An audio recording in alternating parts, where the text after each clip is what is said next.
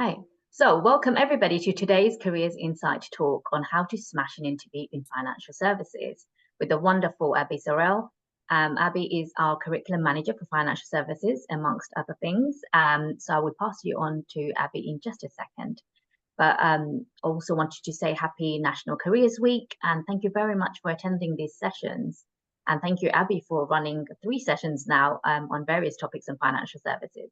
So today's session, Abi is going to be talking more about how to do interviews in financial services and take into account more particular intricacies about that section itself. So I'm going to pass you over to Abi now. Thanks so much, Poppy, for the kind introduction, and it's a privilege to be here. I hope you get lots from this session today. So we're going to be looking at how to smash an interview in financial services, and this is the last one of our little series this week. I know we started off on Wednesday with Squiggly Careers, talking about how you can sort of skip sort of industries and different roles, and then we talked yesterday about building a great CV. So this should link really nicely into all of those sessions, and really just looking at the top tips. And sort of in terms of my experience, I've been for many different interviews in financial services when I worked in banking. Now I work in education, but I'm also a recruiter in our firm. So in terms of, hiring manager and conducting interviews myself. So have a lot of advice and sort of tips and things to share with you. Do make it really interactive as we go. I'll keep an eye out for any questions, but do keep asking those as we go. It makes it more interesting and means that you get more out of it as well. So just going to cover in terms of the agenda today. So looking at what you can do to prepare for an interview, what you can do during an interview with a real focus on your technique of answering questions, and what questions you can come up with for the interviewer. And then looking at sort of what's the process after the interview as well. What can you do there to sort of maximize your chances, or even just, reflecting on feedback and using that for some really essential development. So does anyone recognize this lady? You know who that is? Let's have some answers in the chat there. Might be very topical at the moment. Yeah, if you're watching The Apprentice. Oh, I don't think she's a dragon. But she does Maybe like that's a dragon. A future career for her. Yeah. So she's on The Apprentice. Anyone know her name?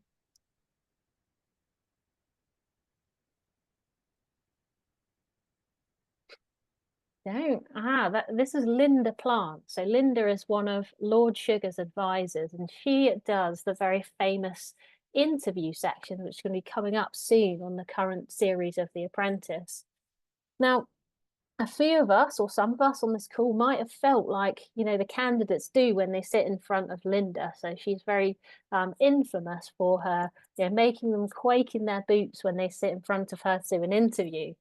And what I just wanted to say is, that's what this session is all about, is trying to take the fear out of that process and actually, give you the preparation, the tools that you need so that you can feel really calm going into an interview, really calm and prepared.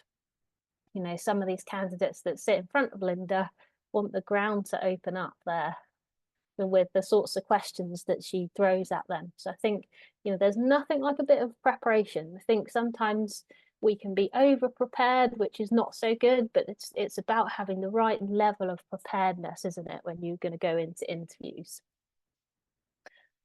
So in terms of before the interview, preparation is a big part of it. So I really like this saying, luck favors the prepared. It's very rare that somebody can just go into an interview and absolutely nail it without any preparation. So making sure that you've done your homework before you go in. So you've got to the point where your CV has been shortlisted and you get the invite to the interview. I think one of the things that's really valuable to do is to chat with the recruiter or the hiring manager or people that work in that team and find out what are the challenges for the team, or what's seen as, highly valued in that team that you are applying for that job in. So doing a little bit of groundwork on that and actually going to the interview knowing that can really help you when you're going to prepare examples, or, if you're asked the question of why do you think you're the best candidate, you can then relate to what the challenges might be in the company and what ideas you might have to solve them.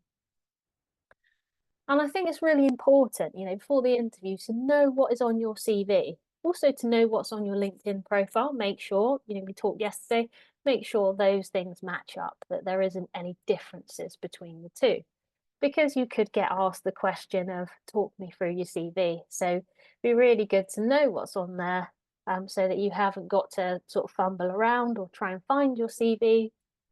I've definitely been in interviews before where people will give out copies of their CV to the interviewers just in case, everyone on the panel hasn't had chance to look at their CV. I think we've got a little question there about, do you need to have a LinkedIn profile? I think it's a really good idea to have a LinkedIn profile just because it helps to keep your profile current and keep your network going, and help you to showcase your skills and your interests and connect with people. So I definitely would say that it's an advantage to have a LinkedIn profile. In terms of what you should know before as well, so think about the company, do your research on the company that you're applying to join. Maybe it's a company that you already work for, so you already know quite a lot about them, but maybe it's about finding out a bit more about that department or that team, as we've said. But know the company's size, know the company's history, know their values, because there's a really big chance that you will get asked questions that are centered around the company values because the employer wants to see how how you would fit in or how you would align with their values, whether you're right for them. Remote interviews is really, really important to do a run through of your whether using Zoom or some other platform like Teams. Make sure it all works and make sure it's all set up and ready to go. If you need to have a little practice run through with someone, I'd highly recommend to do that as well, perhaps the day before. So in terms of preparation, those are really key things. And I'll just pause there in case anyone's got any questions.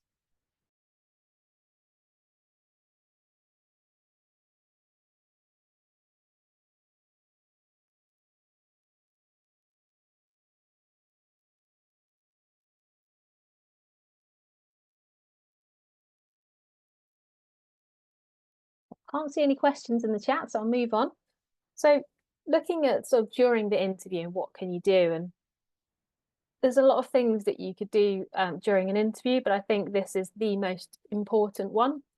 Thinking about how you structure your examples. So when you get asked those tricky questions like, tell me about a time when you embraced a challenge, or tell me about a time when you had to negotiate, or when you had to manage a difficult stakeholder, or when you had to achieve a positive outcome and it was a really difficult situation.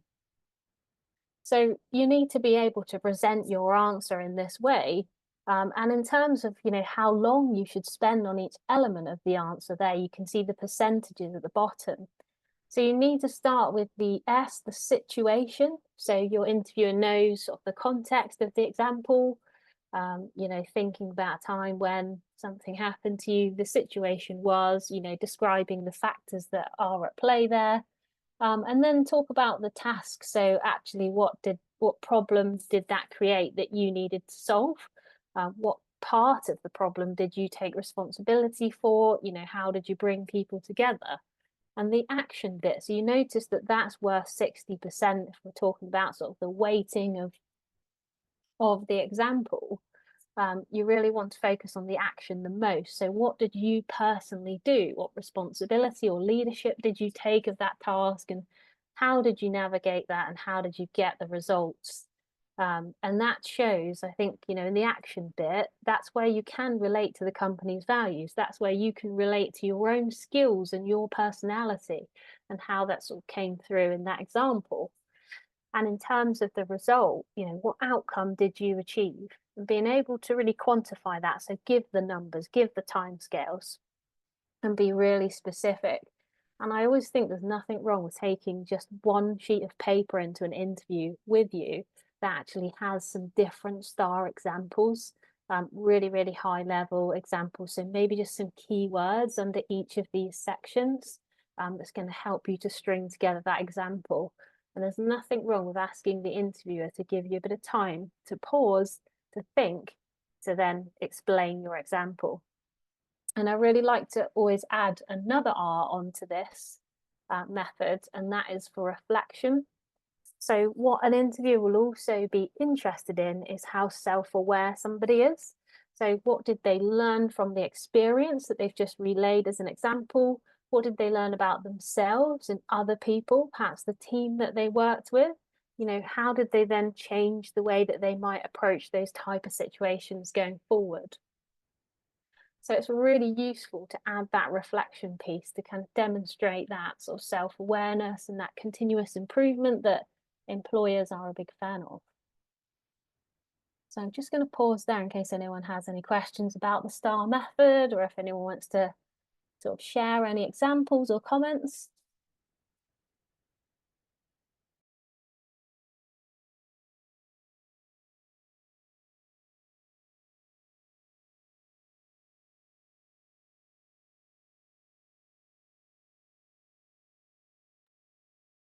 So Gemma says, I've used the STAR method before, but I like the extra R. Yeah, yeah. Thank you, Gavin. Yeah, I've definitely found that that served me really well, using that reflection piece.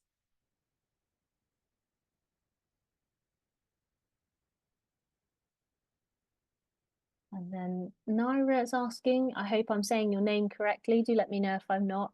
If the outcome or result was negative, can we still talk about how we improve going forward? Absolutely. I think there's some real merit and some real bravery actually in sharing an example where something didn't go to plan, and actually what you learned from that situation, in terms of how you then maybe handled another situation going forward that actually turned into a positive. So you could actually string together two examples that way.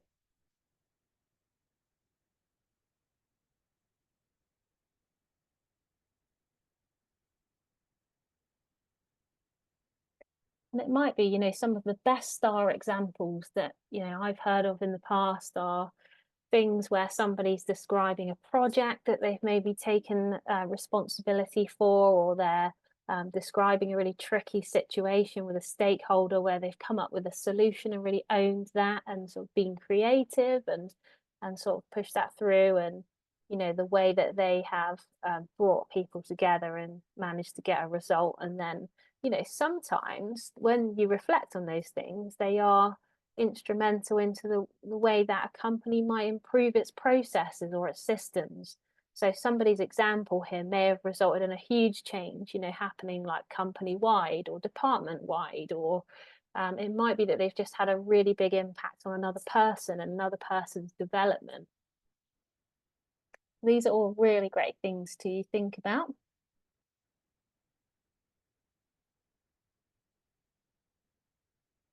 So we do have a question about, could you make up examples if you don't have any?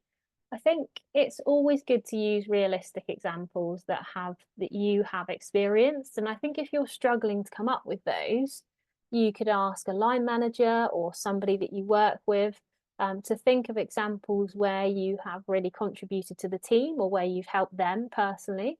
So if you're struggling to think of examples, definitely get other people to help you to think of those. We have another question here from Diodato. Same here, appreciate how the last star is useful. Could we use that method also with the question, what is your weakness? Absolutely, yeah. I think you can maybe relay a situation where you have, perhaps identified an area of development, and maybe how you've handled that development area, and sort of what you need to improve and what you're doing about it, because that shows a lot of self-awareness. Great, so I'm just going to move on. So I want to just talk about questions that you can ask the interviewer. I think this is really important because it shows your interest in the company and the role, and it's about showing interest, not desperation. So asking the right questions here. So, asking somebody who is the hiring manager or somebody senior who's on the panel of the interview, what's your overall vision for the company, really gives you a good idea about what's important to them. If that's, usually the questions are asked, aren't they, towards the end of the interview, and it might be actually a chance for you to offer ideas at that point in response to their response to that question. You know, how do you see the company growing? So you get a really good idea of where it's going in the future. Also, the question about if you've got a great employee, what makes them stand out against others, so that you kind of understand how your examples that you've given might measure up to that. And if there is any gaps, what does the ideal candidate look like for the position? And development opportunities. I think that's really key, because it shows that the candidate who's being interviewed is really keen to develop and wants those opportunities. We've got a question there, Poppy. Hi, Abby. Yeah, I don't want to disturb you while you're on a roll. I think some of the questions may be related to your previous slide. So someone said they don't have an advantage. Can you make up any examples? What if you don't have any examples? And can you share any realistic examples? Yeah, so we mentioned, you know, if you haven't got examples, to ask other people that you work with who would be able to help you come up with some.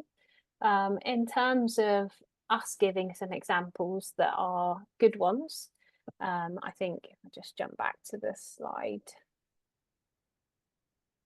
I think if we think about the STAR method, you know, maybe the question is, you know, how did you provide a solution in a challenging situation? I might say, well, the situation was that, you know, a client had a complaint about something. You know, the task was to take responsibility and solve that complaint. So the action that I took was to create a meeting with stakeholders to get everybody's input and come to some actions.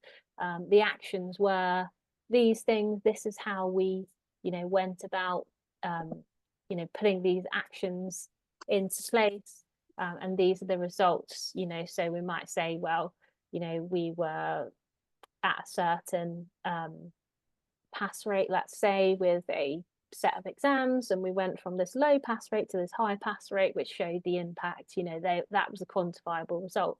On reflection, you know, I would have done this differently. You know, maybe I would have engaged this stakeholder earlier because of, you know, this thing happened, or, you know, now going forward, I'll make sure that, you know, we include all of the stakeholders, you know, at the start of when, you know, we teach a course or something like that, to make sure that we sort of nip any issues in the bud straight away. So that could be an example, just using, you know, sort of an education perspective there. I hope that's helpful. Thanks, Abby. So in terms of questions to ask during the interview, did anyone want to ask any questions about that, or perhaps add their own questions that they have asked in an interview that have gone down well and helped them?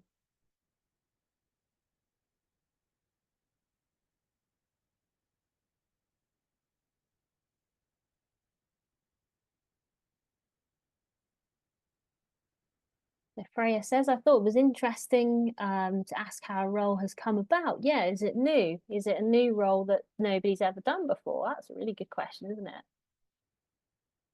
Gemma says, I like to ask at the end if there's anything they're looking for that I haven't addressed. Yeah, so, you know, is there anything that you have seen on my CV that you've still got questions about? You know, what are the day-to-day objectives of the role? Yeah. Thanks, Lauren. And Senna, I like to ask what a day in the life of the position looks like. Yeah. Asking about the next steps. Yes. And I suppose that brings us on to the next slide, actually. So after the interview, so before you leave the interview, asking the interview about the next steps is really important to kind of show your interest. You know, if somebody's going for a lot of interviews, then sometimes the risk is they don't ask that and they don't kind of show interest, and it can actually put the hiring manager off. I think writing down key points, so when the interviewer has answered your questions, you know, if you're taking notes and they see that you're taking that in, that's a really positive sign. It shows that you're keen. Sending a thank you email, you know, Maybe that's an email, maybe that's like a LinkedIn message to the hiring manager, or even just a verbal thank you on the day to all of the interviewers, and, you know, handshakes, that sort of thing. And reflecting on your performance. So actually, you know, thinking, sometimes it's quite hard, isn't it, when you come out of an interview to know how it's gone, but actually writing down your thoughts and feelings about it, I actually find is a really valuable part of the process, because it can be quite easy to forget that. And I think that this really links to, you know, if you don't get the offer, if you're not successful, then to not see it as a bad thing. You know, I'll say feedback is a gift. So actually ask for that from the hiring panel, the hiring managers, because if feedback is available, most of the time it is, you know, you can really focus in on what were the development areas, so what stopped you getting that role, and why did the person who was successful get it. And then that means that you will get the next opportunity if you really focus in on those development areas and take action to do something about those. So, question in the chat there, what stage might it be good to negotiate? So in terms of negotiation, what do you mean then, Akweeb? What sort of things? What sort of things might you be negotiating?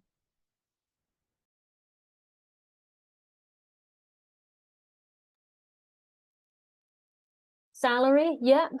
So I think, yeah, so when you get the job offer, that's the best time to be doing that, to be negotiating and, you know, perhaps checking industry averages for your skill level, if you think that the pay on offer is below what you would expect. And I think sometimes it might be saying, well, this is the salary that I had in mind, this is what I need to earn, you know, perhaps, and this is how, you know, my skills benchmark to others in the industry. I think that would be the fair way to do it. Sorry, Abby, someone has just asked if you wouldn't mind just quickly sharing the previous slide. They just wanted to take some notes from that. Yeah. Just to let everybody know, the slides will be available and uploaded on our Careers microsite, and emailed to you as well. But yeah, definitely take some notes if you want to now as well. Maybe Also, yeah, I've also signposted some really useful resources, which I'll come on to on the last slide.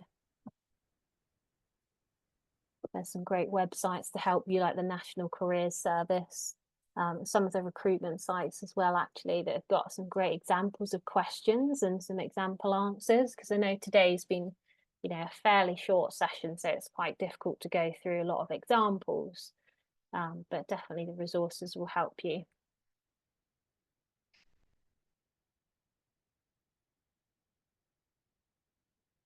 So just going to move on to that resources slide just to show that. So yeah, lots of advice on the actual interview, also video interviews, telephone interviews. So they can be a bit different to face-to-face interviews in terms of what you need to bear in mind and how you can prepare. And there was also sort of a bank of interview questions for banking jobs. So I thought I'd put that first and foremost if anyone wants to have a look at that. If you are going for internal positions as well, you know, you could ask the hiring manager or somebody who you know who does recruiting in the firm, you know, have you got a list of those sort of questions that I might get asked, so you can kind of prepare for the level of questions, you know, depending on like the grade of job you go for, those can be different. But otherwise, if it is an external interview, it's really just knowing the values of the company and, you know, what their challenges are, and, you know, maybe a little bit about their size and history, and, you know, to be able to then come up with examples of your own that you think would fit that. And perhaps using the link, the first link that I've put there, as a bit of a template. It might be worth having a little practice with somebody that you know as well. just added all the links on the chat for you guys in case thanks, Poppy. Want to bookmark it. So yeah, we've got sort of 5 minutes or so left, so happy to take any other questions or people to contribute any thoughts in the chat there.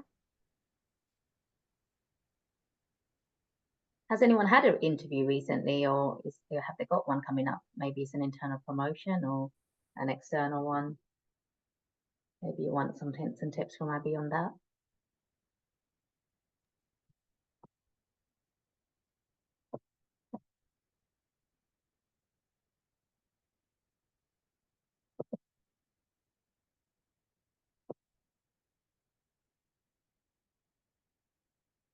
In there. So what would you suggest to people who experience stress in interviews? Yeah, I think you know, taking some water in with you, taking a deep breath, you know, remembering to smile as well is really important. You know, when I take my piece of paper in with me to an interview, I always have a smiley face at the top. You know, remember to show your personality, I think, and you know, not to get too hung up on getting examples across, because they should come naturally to you. If these are lived experiences, you know, your examples should come to you. And I think try to enjoy it, because at the end of the day, you are showcasing you, and there is not another person who is like you know, that has your experience, that has your personality, and that has your approach. So really remember that, you know, there won't be anybody else like you.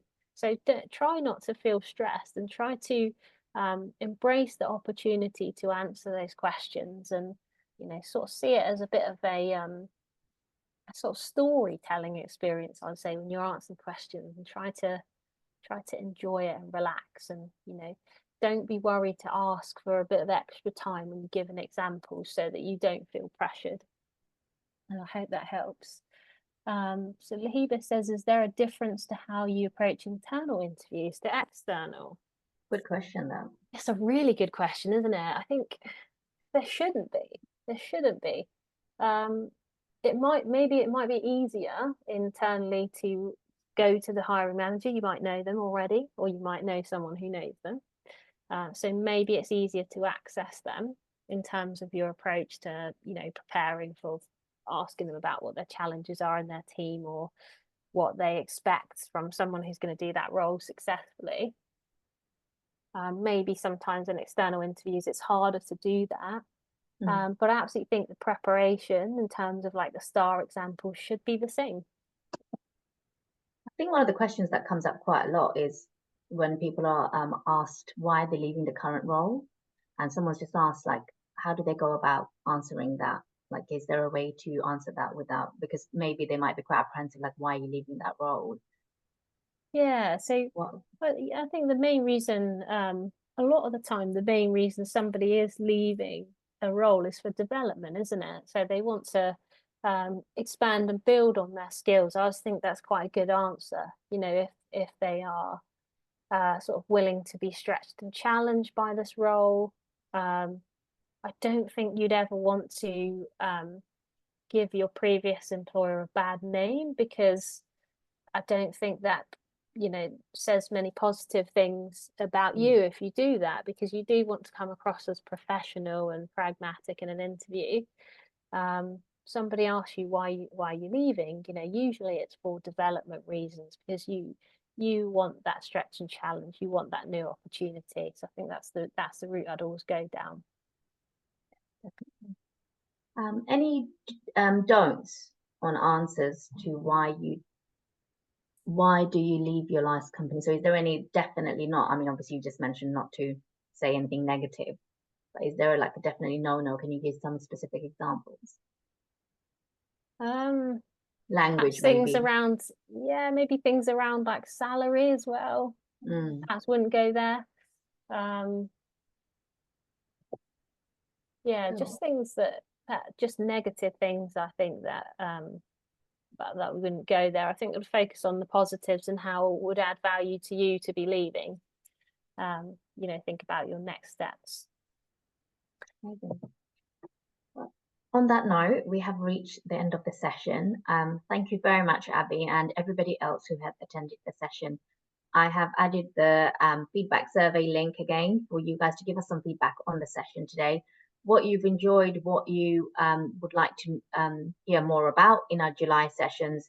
These sessions are tailored for you guys, so please tell us what you want us to cover in the upcoming sessions, so we can make sure that we adapt those sessions for your needs. And that would be really, really great. Also, don't forget, there is a chance to win the £10 Costa voucher if you leave us your email address as well.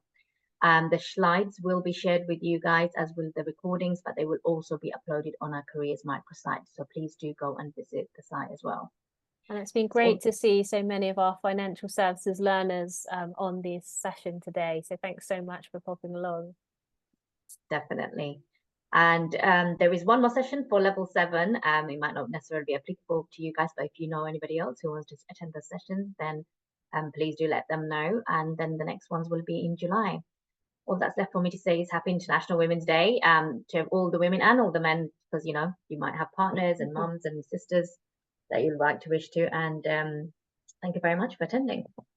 Definitely. Happy International Women's Day, everybody. Take care. Thank you.